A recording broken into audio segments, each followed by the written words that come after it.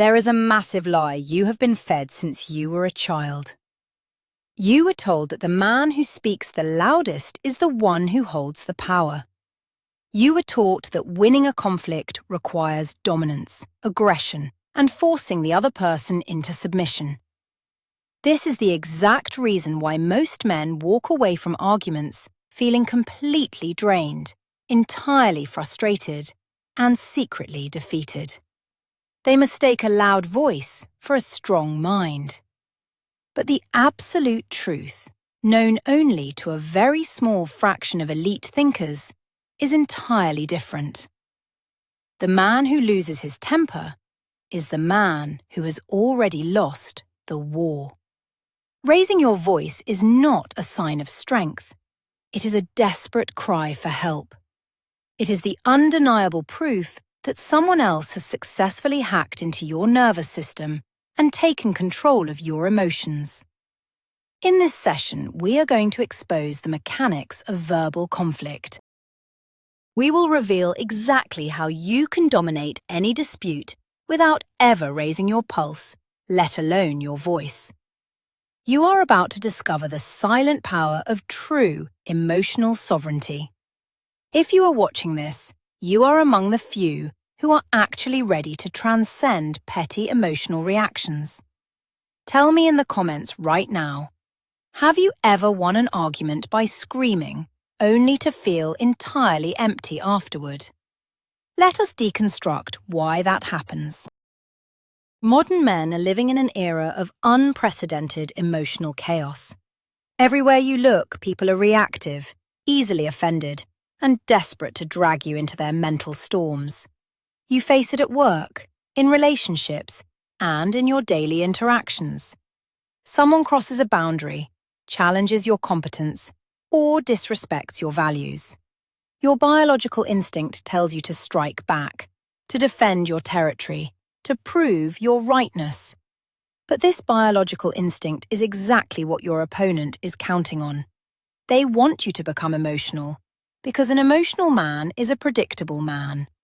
An emotional man makes mistakes. He reveals his insecurities. He loses his rational frame. We do not need ancient quotes to understand this. We see it in every modern interaction. When you react with anger, you are stepping into a game where the rules are rigged against you. You are fighting on their territory. The problem is not the argument itself. The problem is your attachment to the outcome and your desperate need to be validated by someone who is committed to misunderstanding you. True strength is not about having the perfect comeback. It is about becoming entirely immune to the poison of someone else's chaos. Today, we are going to rewire your approach to conflict. We are going to establish a psychological fortress that no insult, no manipulation, and no aggressive tone can ever penetrate. The illusion of volume. Most men believe that whoever speaks the loudest dictates reality. This is a profound misconception. Volume is never a substitute for substance. When a man raises his voice, he is broadcasting a distress signal to the entire room. He is subconsciously admitting that his words, on their own, are not strong enough to command attention. The elite understand a different reality.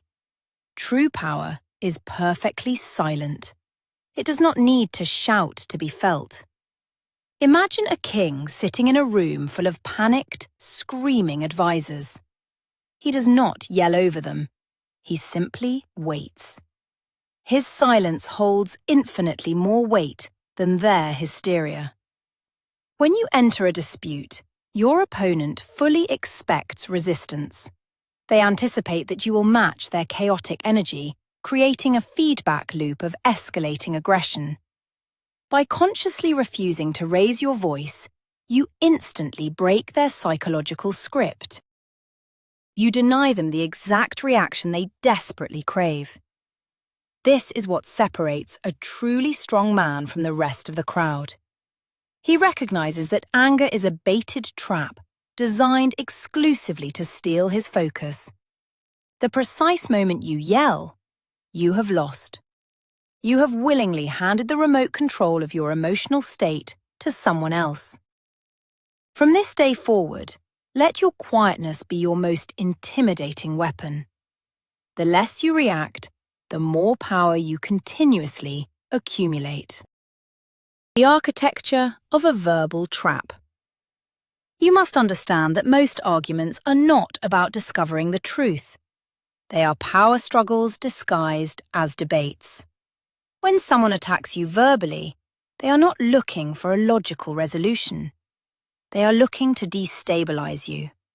They want to see you sweat. They want to see you defend yourself. Because the moment you start defending yourself, you have accepted the position of the accused. You have validated their right to judge you. A mentally superior man sees the invisible architecture of this trap. He realizes that the insult is an illusion. It is a test of his frame. Think of a matador facing a charging bull. The bull is pure blind aggression. The matador does not try to wrestle the bull. He simply steps aside and lets the bull exhaust its own energy. When someone comes at you with high emotion, they are the bull. If you argue back, you are locking horns. Instead, you must become the matador. You observe the aggression, you acknowledge its presence, but you refuse to stand in its path. You do not absorb their chaos. By stepping aside mentally, you force them to deal with their own lack of control. This absolute refusal to engage on their emotional level is utterly devastating to a manipulator. It leaves them fighting a ghost. The power of the intentional pause. One of the most devastating weapons in any psychological arsenal is the strategic use of silence. When someone finishes launching a verbal attack against you, your instinct is to respond immediately. You want to fill the gap. You want to prove them wrong the second they stop speaking. This is a severe tactical error. Responding instantly shows that you are merely waiting to speak, not listening, and it signals that their words actually affected you. Instead, when they finish speaking, do nothing. Look them dead in the eyes and simply wait for 3 to 4 seconds. This intentional pause creates a massive psychological vacuum. Human beings are deeply uncomfortable with silence, especially after they have just expressed anger. The silence forces their own words to echo in their mind. Very often they will start backpedaling or over-explaining themselves just to fill the awkward void. You have effectively made them defeat themselves without uttering a single syllable. This pause also gives you absolute control over the pacing of the interaction. You are no longer reacting to their rhythm. You are forcing them to wait for yours. This is what separates a strong man from the rest, the ability to sit comfortably in the tension that breaks weaker men. Total emotional detachment. To win every argument, you must separate your ego from the issue at hand. The reason conflicts escalate into shouting matches is that people tie their personal identity to their opinions. When their opinion is attacked, they feel as though their very existence is being threatened. This is a massive vulnerability. To achieve intellectual superiority, you must view the argument as an external object sitting on a table between you and the other person. You are not the argument. If the other person attacks the object, they are not attacking you. This profound level of emotional detachment makes you virtually untouchable. When an opponent uses an insult, they are trying to pierce your armor. If your ego is entirely removed from the situation, their insult simply passes through you like smoke. You can look at their anger clinically, as if you are a scientist observing a fascinating biological reaction in a laboratory setting. You might even find their loss of control slightly amusing. When you do not care about being right for the sake of your ego, you gain the clarity to see exactly what the other person is actually trying to achieve. Detachment is not about being cold. It is about protecting your inner peace at all costs. The observer effect. There is a psychological technique that allows you to instantly diffuse your own anger before it can manifest. It is called the observer effect. When you feel the heat rising in your chest, when you feel the biological urge to shout, you must instantly split your consciousness. You must imagine that a second version of yourself is floating near the ceiling, looking down at the interaction. What does this observer see? They see two human beings making noises at each other. They see an inflated ego clashing with a perceived threat. Suddenly, the absolute absurdity of the situation becomes glaringly obvious. You realize how small and insignificant this dispute actually is in the grand timeline of your life. Will this argument matter in 10 years? Will it matter in 5 months? Usually the answer is no. By zooming out, you strip the current moment of its false importance. Your opponent is trapped in the microscopic details of the conflict, totally consumed by the present friction. You, on the other hand, have taken the aerial view. This supreme shift in perspective naturally regulates your nervous system. Your breathing slows down. Your muscles relax. You return to your baseline of calm. This is what separates a strong man from the rest. He never loses sight of the macro perspective, even in the middle of a micro conflict. Agreeing with the insult. This is a highly advanced strategy that requires extreme emotional control, but its effects are incredibly powerful. When an opponent tries to insult you to provoke a reaction, their entire strategy relies on your denial. They expect you to fight back and say, "No, I am not." What happens when you completely remove the resistance? What happens when you simply agree with them? If someone says, "You are being incredibly stubborn," you reply calmly, "You are absolutely right. I can be very stubborn when it comes to my core values." The argument instantly dies. You have stolen their ammunition and fired it into the air. They have nowhere left to go. By agreeing with the premise of their attack, but reframing it on your own terms, you neutralize the poison. You show them that their words hold zero power over your self-image. You are entirely comfortable with who you are, flaws and all. An insult only works if you are afraid of it being true. When you own it, you disarm the attacker completely. It leaves them confused and entirely off balance. They were prepared for a war of words, and instead, they hit a solid wall of pure self-acceptance. This is the ultimate demonstration of unshakable confidence. Controlling the biological rhythm. You cannot separate the mind from the body. When an argument begins, your sympathetic nervous system activates. Your heart rate increases, adrenaline floods your bloodstream, and your breathing becomes shallow and rapid. This biological response is designed for physical survival, not for complex verbal negotiation.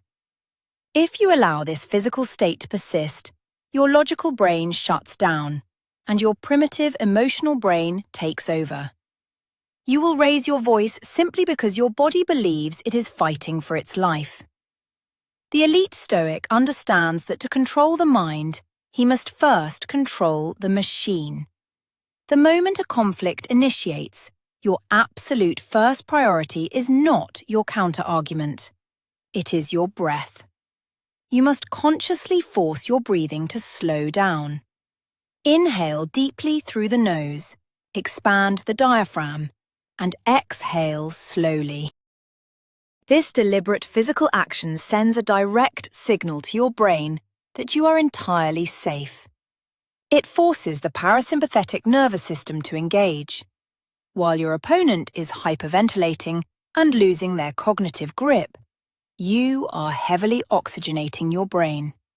You remain sharp, calculating, and grounded.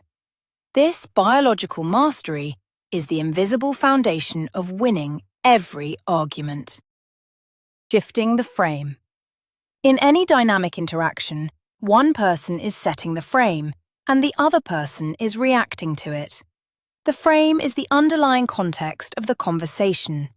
In an argument, if your opponent accuses you of something and you begin to explain yourself, they own the frame. They are the judge, and you are the defendant on trial. To win without yelling, you must entirely reject this dynamic. You must shift the frame. You do this not by defending yourself, but by analyzing their behavior. If they are shouting and making demands, you do not address the demands. You address the shouting. You say calmly and clearly, "I am entirely willing to have a rational conversation with you, but I will not engage while you are speaking to me in that tone. Let me know when you are ready to be respectful." Notice what happened here. You did not raise your voice. You did not attack their character. But you instantly seized absolute control of the interaction. You set the boundary. You became the judge of acceptable behavior. You placed the burden of correction entirely on their shoulders. This is what separates a strongman from the rest. He refuses to play by the chaotic rules designed by an out-of-control opponent. The mirror technique. People who argue aggressively are often entirely blind to their own behavior. They are so caught up in their emotional storm that they have no idea how ridiculous they look to the outside world. One of the most effective ways to shut down an argument is to hold up a psychological mirror. You reflect their chaos back at them using a completely flat, emotionless tone. When they make a wild accusation or an illogical leap, you simply repeat their words back to them slowly. "So, what you are telling me is that because I was 5 minutes late, I clearly have absolutely no respect for your entire existence. Is that an accurate summary of your position?"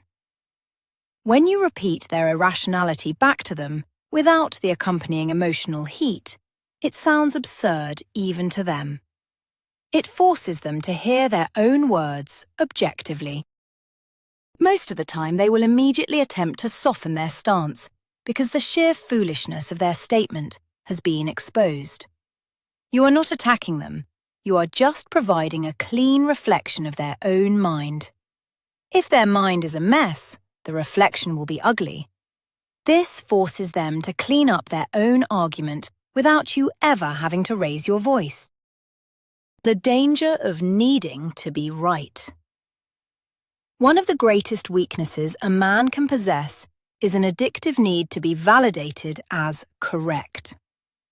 This need stems from a fragile ego that equates being right with having worth. If you enter an argument with the desperate goal of forcing the other person to admit defeat, you have already lost your freedom. You have made your inner peace entirely dependent on someone else's vocal cords. The harsh reality is that some people will never admit they are wrong, even if you present them with undeniable, absolute proof. They are fighting to protect their worldview, not to discover the truth. An elite strategist drops the need to be right. He cares about the objective outcome, not the verbal concession. Winning an argument often means letting the other person believe they won, while you quietly secure the actual strategic advantage. If you know you are right, why do you need their permission to believe it? Your reality does not require their endorsement. When you release the desperate need to extract an apology or an admission of guilt, you strip the argument of its power. You become emotionally completely free. This is what separates a strong man from the rest. He validates himself. Listening to find the flaw. Most men do not listen during an argument. They simply wait for their turn to reload and fire again. Because they are so focused on their own defense, they completely miss the massive holes in their opponent's logic. True power lies in active, predatory listening. When you remain silent and let the other person speak, they will inevitably overextend themselves. Anger makes people sloppy. They will use absolutes, make contradictory statements, and reveal their hidden insecurities. If you are busy yelling, you will miss all of this valuable data. Instead, you must listen with the cold precision of an interrogator. Let them talk. Let them exhaust their emotional reserves. The longer they speak in anger, the more rope they give you. When they finally run out of breath, you do not need to attack them with a barrage of words. You only need to pick up the single fatal flaw they handed to you and ask a simple, surgical question about it. This destroys their entire position with minimal effort on your part. You let them build a house of cards, and then you gently pull out the bottom piece. The collapse is inevitable, and you barely had to lift a finger. The subtle power of the Stoic smile. Body language speaks volumes before you ever open your mouth. When someone is verbally attacking you, they are looking for physical signs of submission or reciprocal aggression. They want to see your jaw clench, your eyes narrow, or your shoulders tense up. When you deny them these biological cues, it deeply unsettles them. One of the most powerful physical responses to unwarranted aggression is a very subtle, almost imperceptible smile. Not a mocking grin, and not a burst of laughter, as that would be a reaction. Just a relaxed, peaceful expression that suggests you find the entire situation mildly entertaining. This Stoic smile communicates absolute invulnerability. It tells the primitive part of their brain that you do not view them as a threat whatsoever. It signals that their strongest verbal punches are landing on a brick wall. Often, this alone is enough to completely derail an opponent's momentum. They cannot comprehend why you are not breaking. It forces them to doubt their own power. True dominance is not showing your teeth in a snarl. It is showing that you are entirely unbothered by the storm around you. Answering questions with questions. Aggressive people love to interrogate.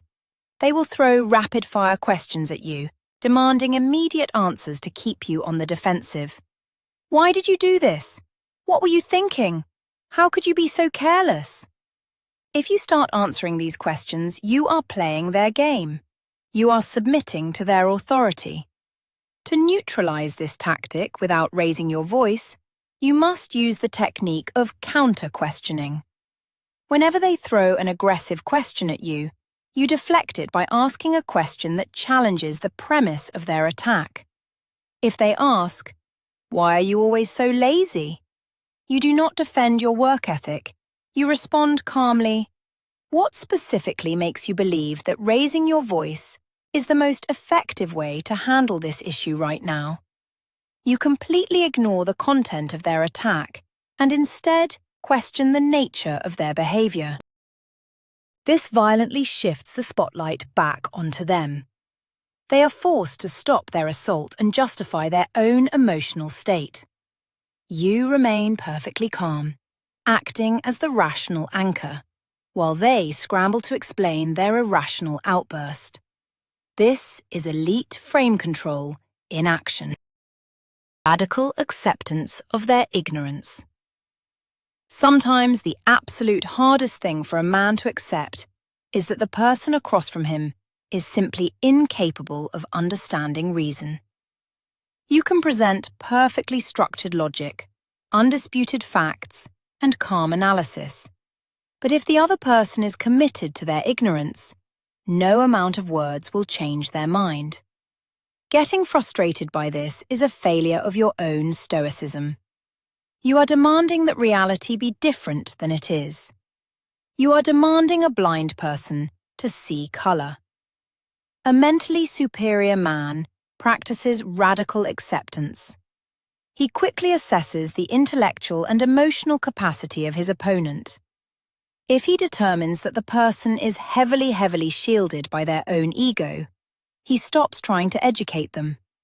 He accepts their ignorance as a fundamental law of nature, much like gravity or the weather. You do not yell at the rain for making you wet, so why would you yell at a fool for acting foolishly? Recognizing this saves you immense amounts of energy. You realize that winning the argument is actually impossible, because the opponent is not playing a game of logic. Thus, the only true victory is walking away with your inner peace completely intact. The art of walking away. There is a pervasive myth that walking away from a conflict is a sign of weakness or cowardice. This is a lie propagated by people who want to keep you trapped in their toxic dynamics. In truth, the ability to walk away is the ultimate display of personal power. It demonstrates that you have absolute sovereignty over your own time and energy. When a conversation degenerates into disrespect and irrationality, staying in the room only validates the toxic behavior. By calmly stating, "This conversation is no longer productive, and I am going to leave now," and actually walking out, you execute a devastating psychological maneuver. You withdraw your presence, which is your most valuable asset. You leave them entirely alone with their unresolved anger. They cannot fight someone who is not there. This action requires zero volume but screams absolute authority. It shows that you value your own peace far more than you value their opinion. This is what separates a strong man from the rest. He does not require the last word. He knows that his absence is a far more powerful statement than any argument he could ever vocalize. Translating emotional outbursts into raw data. When an opponent screams at you, the natural human tendency is to process the emotional weight of their words. You feel the sting of the insult, the heavy burden of their anger.